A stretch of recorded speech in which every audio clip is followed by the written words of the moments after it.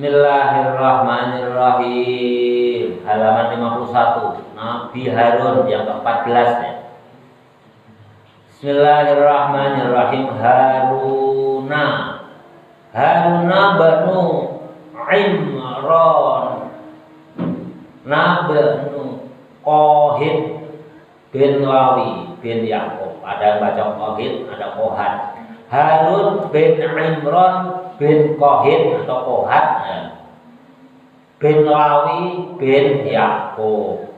Jadi Nabi Harun ini anaknya Imran yang dia diabadikan dalam surat di Al-Quran.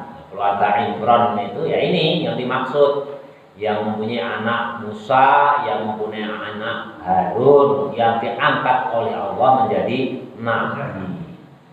Harun bin Imran bin Kohit atau Kohat bin Lawi bin Yakub.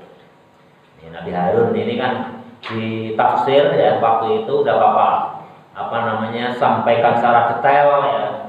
Harun itu sebetulnya itu tidak alim, tidak pintar ya. Tidak alim, tidak pintar. Tapi Nabi Musa karena waktu kecilnya itu celat ya, makan bara api ya. Akhirnya ngomongnya itu jadi pelan.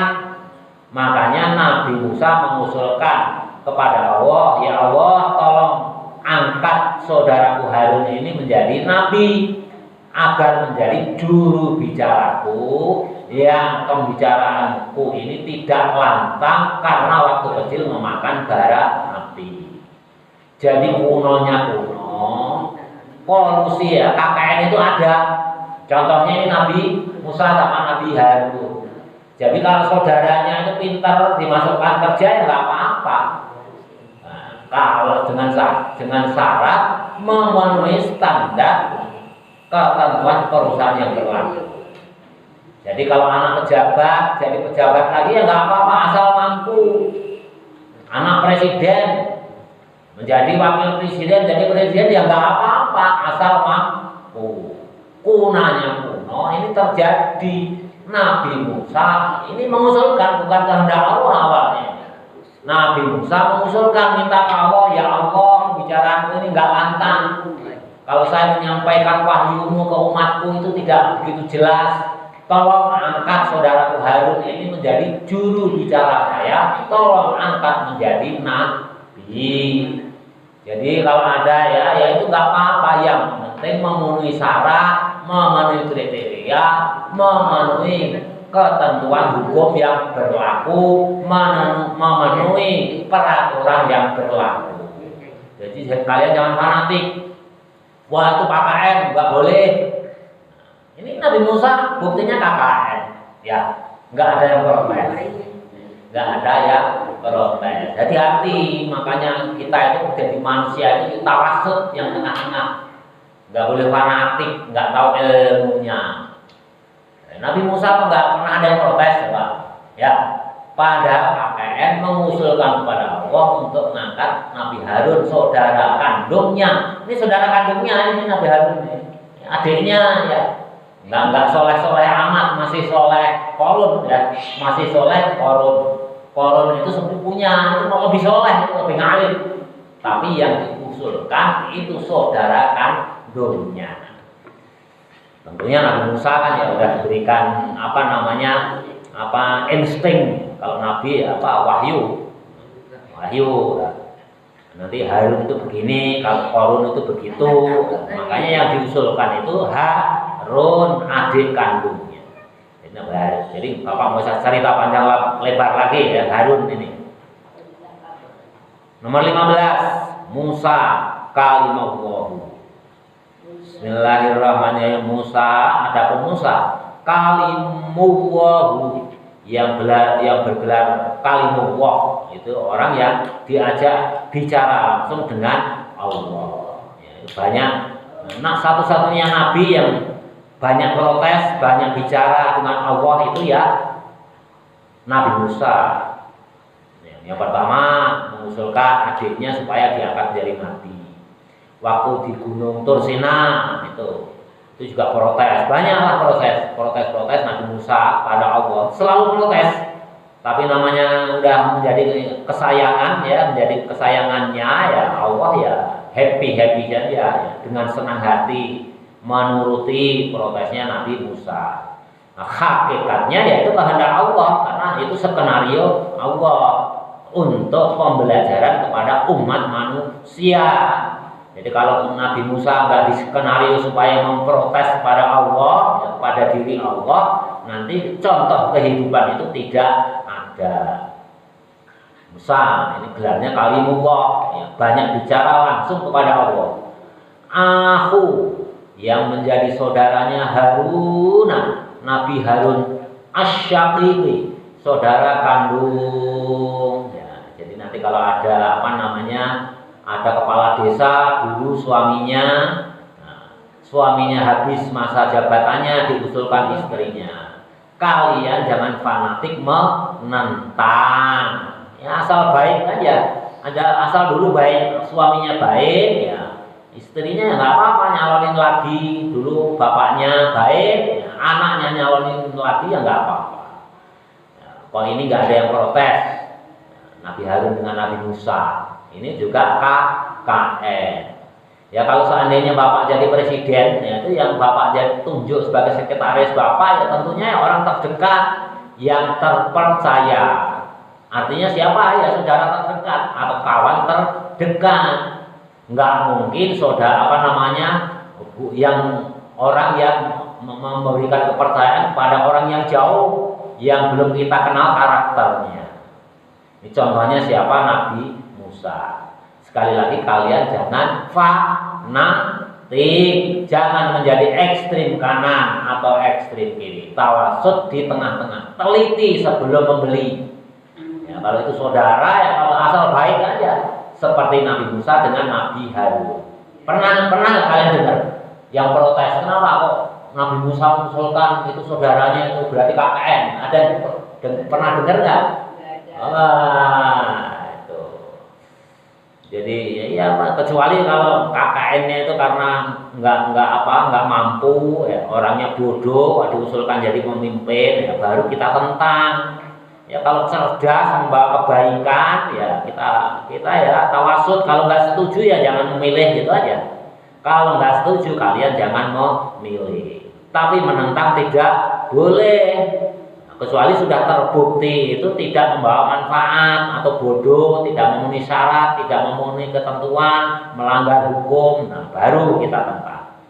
Bismillahirrahmanirrahim. Musa kalimullah yang bergelar kalimullah. Aku Haruna yang menjadi saudaranya Harun Asy-Syaqiqi, saudara kandung. Arsalahu yang diutus Musa Allahu oleh Allah li hidayatin untuk memberikan petunjuk Fir'auna kepada Fir'aun wa qaumihi dan kaumnya Fir'aun. Nah, Bapak nggak cerita panjang lebar, ini sering di Quran, di surat Al-Baqarah Bapak pernah menyampaikan secara detail.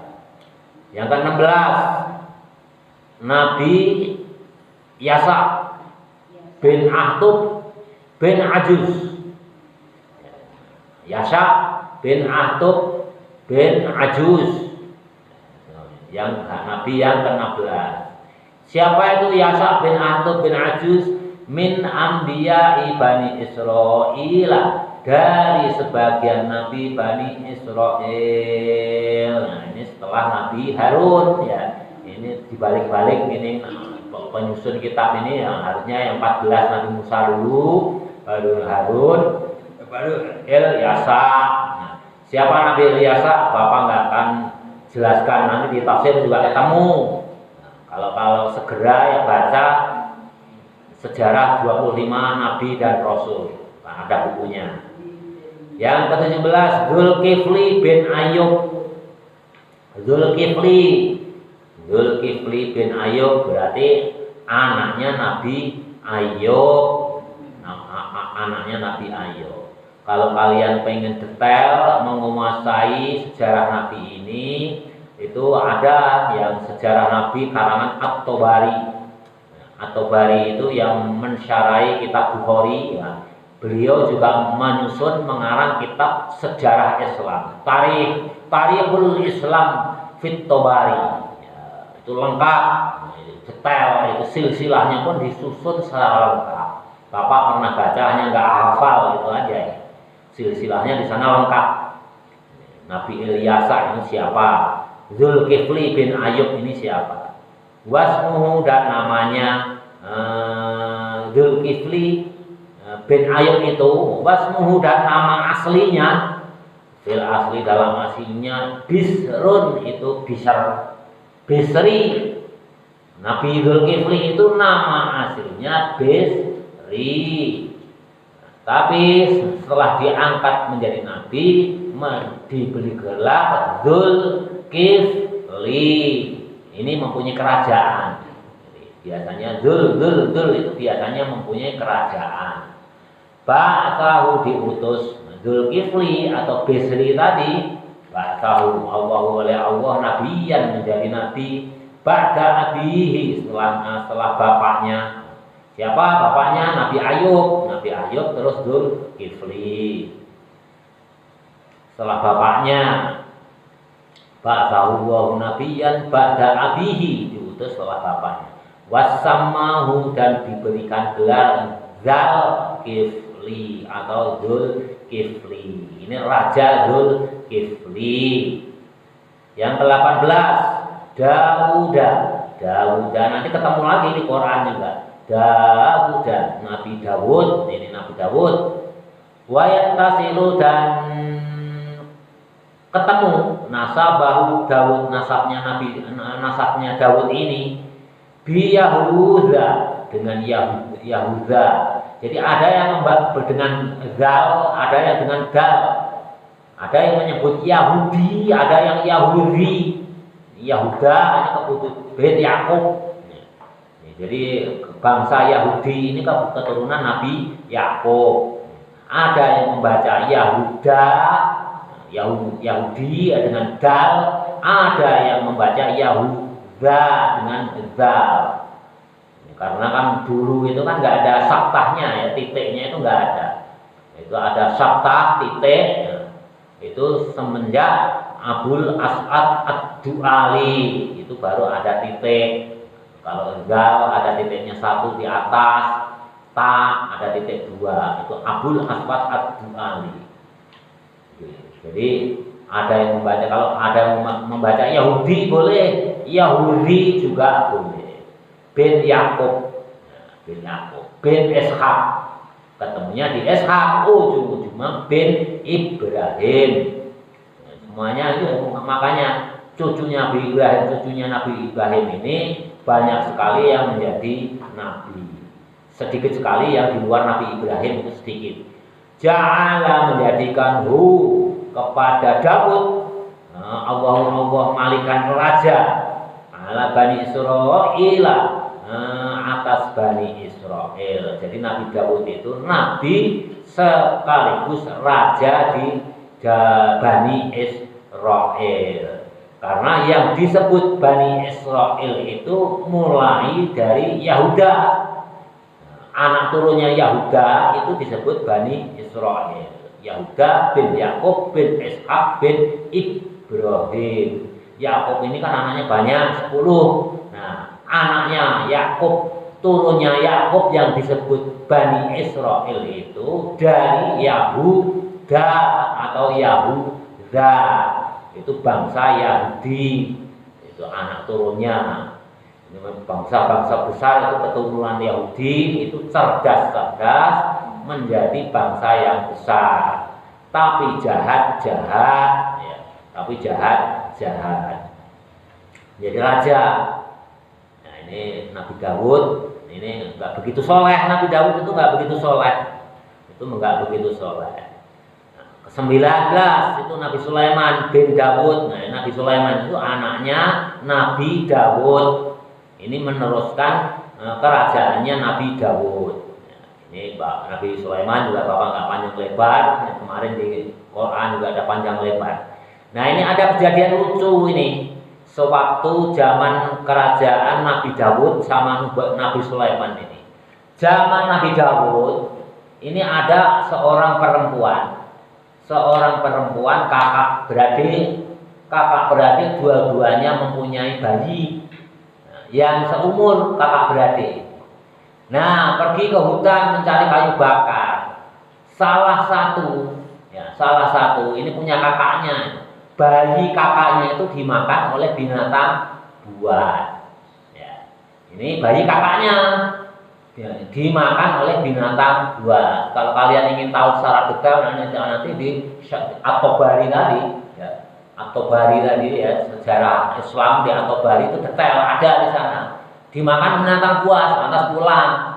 Nah, nggak terima yang kakaknya ini, pokoknya sampai ini punya bayi. Nah, punya bayi anak adiknya itu diaku oleh kakaknya. Diaku oleh kakaknya itu bayiku, bukan bayimu. Nah, ini berebut. Antara adik kakak ini berebut bayi karena bayi kakaknya itu hakikatnya sudah dimakan oleh binatang buas. Lantas pulang berebut berantem sampai ke Nabi Daud. Akhirnya dihukumi oleh Nabi Daud. Udah kalau gitu sumpah, akhirnya disumpah, pokoknya berani sumpah. Nah, kakaknya itu berani sumpah. Adiknya juga berani sumpah. Akhirnya diputuskan diputuskan oleh Nabi Daud. Ya udah kalau gitu dipotong aja jadi dua. Potong aja jadi dua oroknya itu. Nah, yang kakaknya yang oroknya itu udah mati dimakan binatang buas itu ketawa. Sedangkan adiknya ini menangis. Akhirnya oleh Nabi Daud orok itu dimenangkan kepada kakaknya. Udah kalau gitu yang betul adalah kakaknya karena dia senang gembira berikan kepada kakaknya. Lantas anaknya ya Sulaiman kecil umurnya kalau di dalam kitab At-Tabari itu dijelaskan baru umur 13 tahun. Dengar, oh ayah ini nggak bener ini jadi pengadil hakim. Kalau seandainya jadi hakim bukan begitu caranya menghakimi. Nah, gitu. Akhirnya Nabi Daud ini dengar. Oh, Sulaiman, kamu beraninya ngomong gitu, kalau gitu udah kamu hakimi.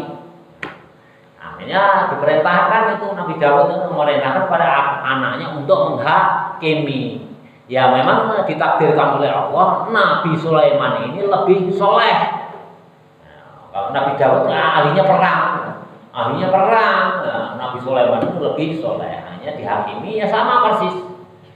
Cara menghakiminya persis diperintahkan untuk dibelah jadi dua. Nah, kakaknya tertawa, adiknya menangis. Nah, kalau begitu bohong itu kakaknya. Ini ya hakikatnya yang punya anak itu adalah yang menangis. Karena apa? Enggak mungkin ya udah menangis sejadi-jadinya. Udah kalau gitu berikan kepada kakak saya. Kalau dia mengaku anaknya, saya ridho, saya ikhlas. Karena apa? Enggak ikhlas melihat anaknya, anak kandungnya dipotong menjadi dua. Akhirnya oleh Nabi Sulaiman dimenangkan bahwa yang hakikatnya ibunya itu adalah yang menangis. Semenjak itulah terkenal bahwa Nabi Sulaiman itu orang yang soleh. Orang yang soleh, jadi soleh sekali dibandingkan bapaknya itu jauh sekali. Ini detailnya nanti di kitab At-Tabari itu Bismillahirrahmanirrahim. Jelas ya Nabi Sulaiman itu anaknya Nabi Daud. Ba'da bihi Dawuda. Yang ke-20 supaya cepat tamat ini. Nanti detailnya dibaca sendiri. Nabi Ilyas. Ada yang ke-16 tadi Ilyasa, yang ke-20 itu Ilyas. Beda ya, jangan salah. Jadi Ilyasa, ini Ilyas atau Yasa atau Yusa, ada orang Yusa itu nabi. Ilyas, wayat tasilu nasabuhu, nasabnya ketemu biharuna dengan Nabi Harun bin Imran, akhi Musa. Ilyas ini keturunannya Nabi Harun. Nah, keturunan Nabi Harun. Jadi keturunan Nabi Harun itu ada yang menjadi nabi juga. Siapa? Nabi Ilyas. Jadi nabi itu enggak semuanya keturunan Nabi Musa atau Nabi Yakub, ya macam-macam. Ada yang Nabi Ilyas. Hanya mayoritas itu keturunan Nabi Ibrahim, mayoritas keturunan Nabi Ishak. Ya. Tapi yang Nabi Ismail itu hanya satu yang menjadi nabi, itu yakni Nabi Muhammad. Tapi kalau Nabi Ishak itu banyak sekali. Bismillahirrahmanirrahim. Arsalahu Allahu mengutus Nabi Ilyas ila qaumihi, kepada kaumnya Nabi Ilyas min Bani Israel, dari Bani Israel.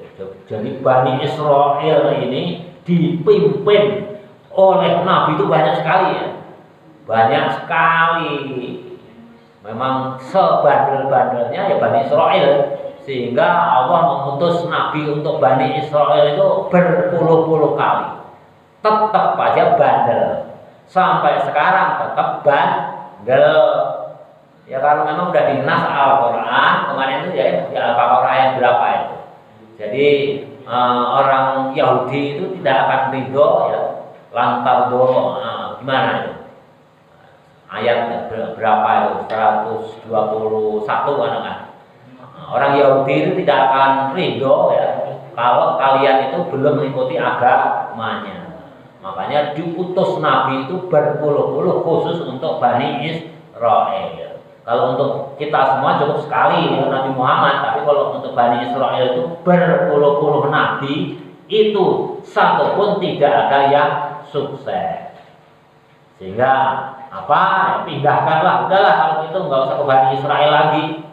Susah memperbaiki orang Bani Israel itu susah. Hanya sekali lagi kalau nanti kalian sukses bergaul sama orang Yahudi, hati-hati.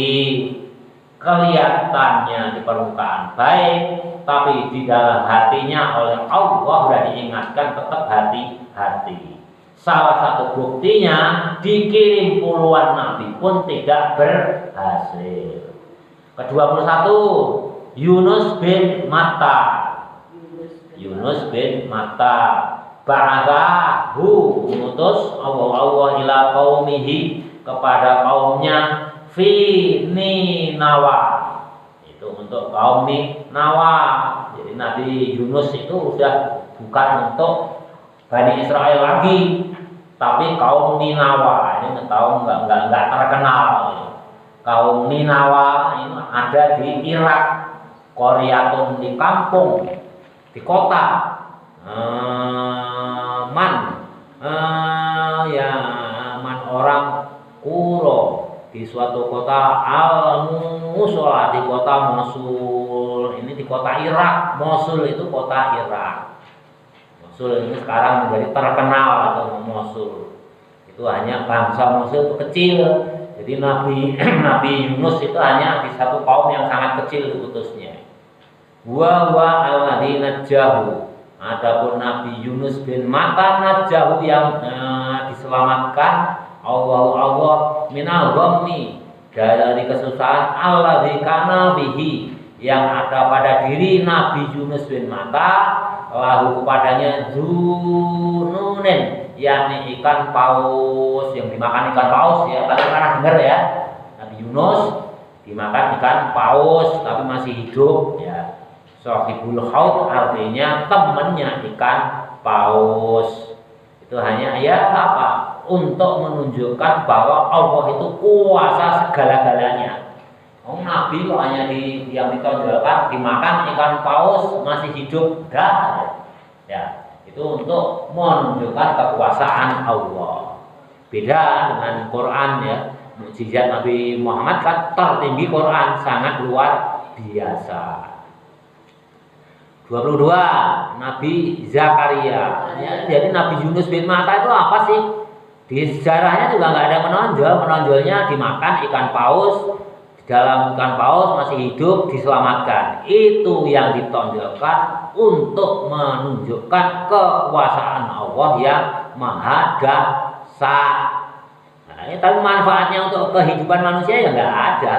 Makanya hanya untuk di satu kaum yang sangat kecil. Nah, apa itu?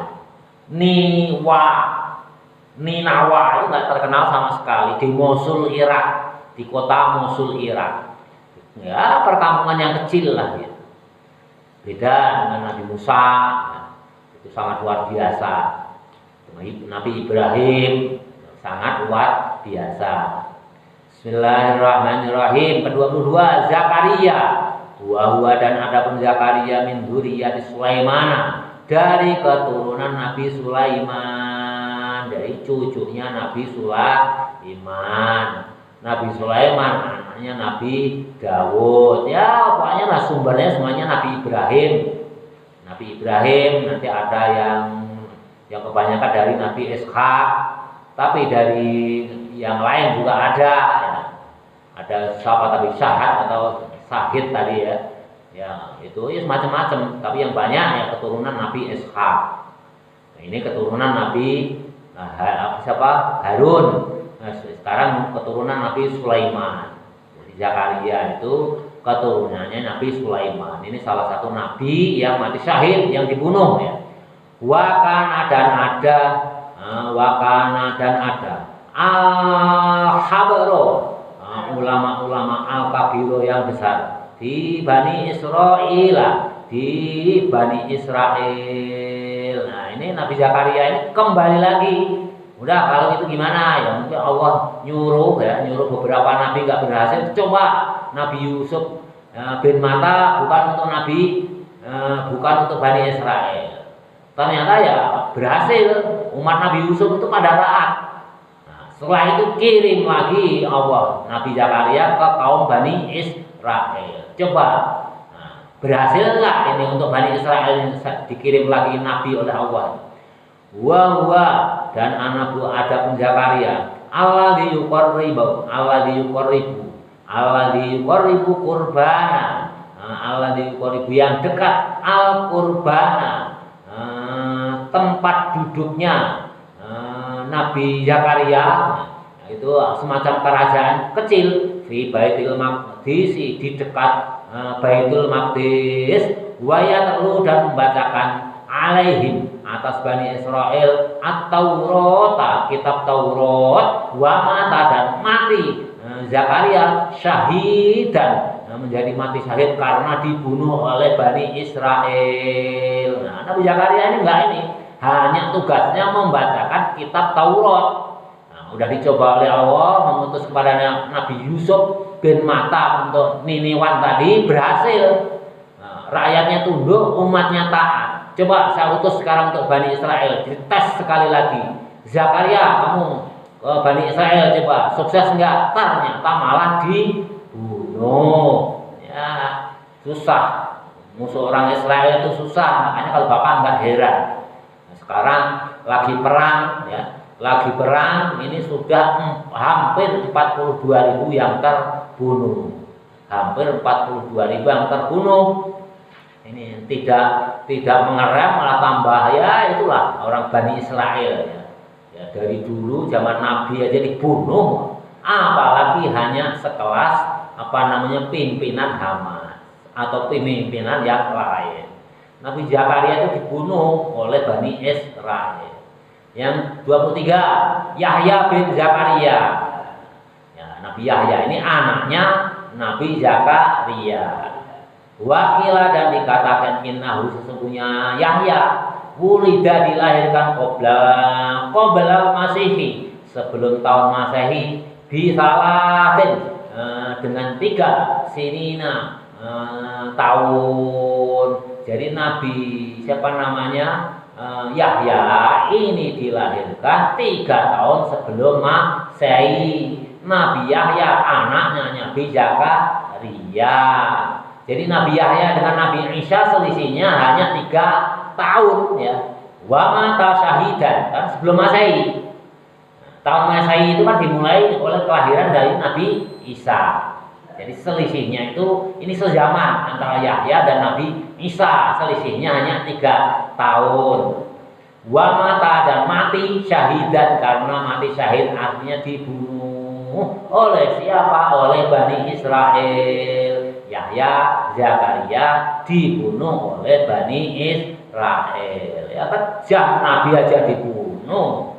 Ya, Nabi aja dibunuh. Makanya kalian jangan kaget. Ya, biarkan aja, jangan fanatik. Udah dikirim Nabi aja dibunuh, berapa puluh Nabi itu. Berapa puluh Nabi, nggak ada yang berhasil. Bahkan yang terakhir kedua terakhir itu matinya dibunuh. Ya, nggak usah fanatik Palestina. Tapi kalau kita ngomong ya, apalagi yang pengaruhnya udah besar itu ngomong gitu pasti dikritik seolah-olah tidak mendukung orang Palestina dari dimusuhi oleh Palestina. Ya pokoknya nanti yakin aja kita membantu mendoakan semampunya ya. Kalau bisa nyumbang ya nyumbang, kalau nggak mendoakan, tapi jangan terlalu ekstrim. Ya, jangan terlalu ekstrim. Karena apa ya? Wallahu a'lam, suatu saat pasti bangsa Yahudi, Israel itu pasti suatu saat dikalahkan gitu aja. Ya, kita berusaha terus. Jadi Indonesia itu udah bener membangun rumah sakit di Palestina. Tapi kalau kita ngirim misalkan pasukan ke sana, jangan. Kalau Bapak secara pribadi juga tidak setuju. Sama saja bunuh diri. Sekarang bukan lawannya, karena yang di belakang Israel itu ada Amerika. Kapal induknya 2 udah standby di sana, ada 100 pesawat penyerang. Nah, kalau nyerangnya nggak ada apa-apanya, coba kalau nggak dibela oleh Amerika, oleh Inggris, diserang Iran itu Israel udah habis. Tadi di balik itu ada Amerika, Inggris, Italia dan Perancis. Iran tidak akan mungkin kuat. Dalam satu hari akan hancur. Ya, akan hancur. Makanya jangan ekstrim. Pokoknya harus perang, nggak bisa. Lihat dulu musuhnya. Kalau kita nekat kalah hancur ya berarti kita bunuh diri. Hukumnya itu bunuh diri. Kalau nekat itu. Ya, tapi kalau nggak dibela Amerika gitu aja, udah seminggu habis sama Iran dan Israel. Tapi ya mikir-mikir ya, kemarin Iran serang pemimpin Hamas itu ya mati di negara Iran, itu nggak berani apa-apa. Bukannya nggak berani, ya, kalau nggak dibela Amerika habis Israel itu dalam seminggu oleh Iran. Ya, makanya kita jangan fanatik ya. Orang Yahudi itu di mana-mana gitu, termasuk di Indonesia itu hati-hati. Banyak dikuasai orang Yahudi terutama di ekonomi. Tapi ya negara nggak bisa apa-apa. Selama perang, negara Indonesia pemerintahnya mengimpor dari negara Israel naik menjadi 205%. Bukannya turun malah naik. Ya nggak bisa dihindari. Kalau pemerintah Indonesia ekstrim, udah nggak usah impor dari Israel. Rakyat Indonesia yang sengsara. Ya tergantung kita melihatnya. Udah nggak usah impor dari Israel, bagus, Bapak setuju. Tapi kalau efeknya rakyatnya yang sengsara, tolong carikan jalan keluarnya. Sedangkan alat itu sangat dibutuhkan oleh bangsa Indonesia. Carikan dulu jalan keluarnya, baru kita embargo ke Israel. Tapi kalau belum ada jalan keluarnya ya jangan dulu. Nanti rakyat Indonesia yang sengsara.